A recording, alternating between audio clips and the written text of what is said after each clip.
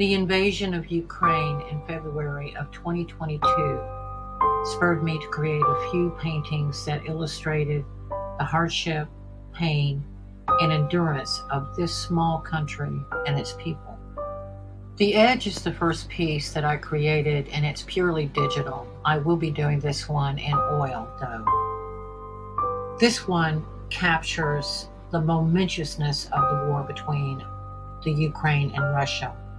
I felt that this piece was more of a metaphor and more symbolic.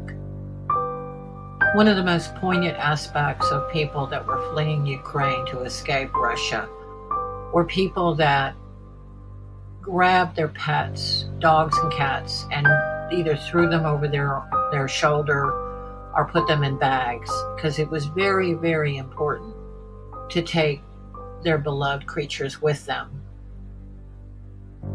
I found this poignant, and I wanted to do this in the painting with a little girl.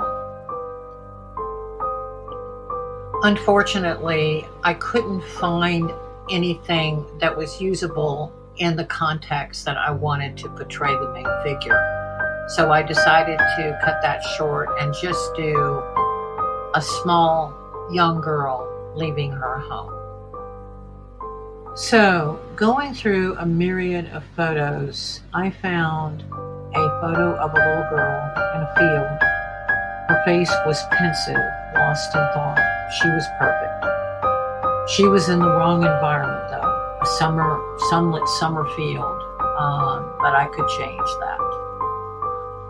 So I bought one of the photographs and a sepia tone, which was the original one I looked at. And then I bought another one that was in full color. And I downloaded a close-up of the little girl so I could work from that one for the detail.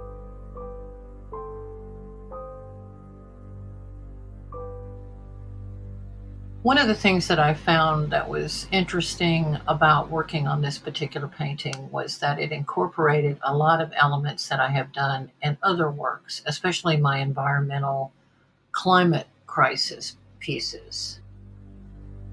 These are various paintings I've done in the past that show devastating tornadoes, which have increased over the years and are rapidly becoming more and more a part of our daily world. This is rapidly becoming a crisis that we know all too well.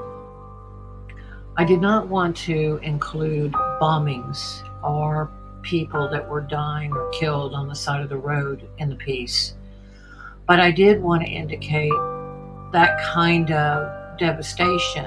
And so the house on fire was part of that, because of the different pictures we've seen of buildings burning, hospitals burning, and of course, ordinary dwellings.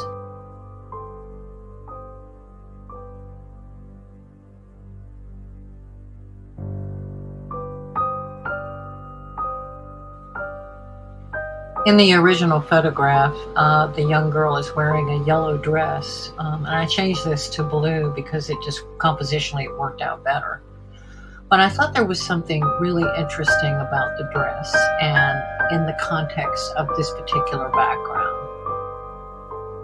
The dress indicated to me that it almost looked like a party dress, that perhaps this day of all days was disappointing because it could have been a birthday party or a party, and it indicates to me that kind of innocence and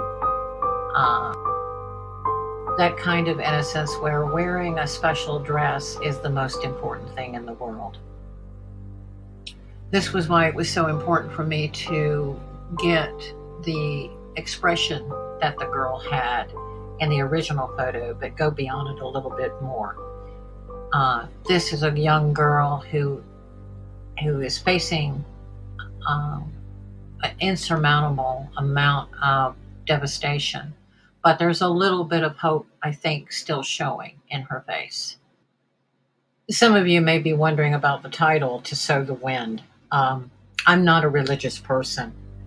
The title comes from Hosea 8:7. For they sow the wind, and they shall reap the whirlwind. So this is not a religious connotation. I prefer the definition to be that every decision we make has consequences.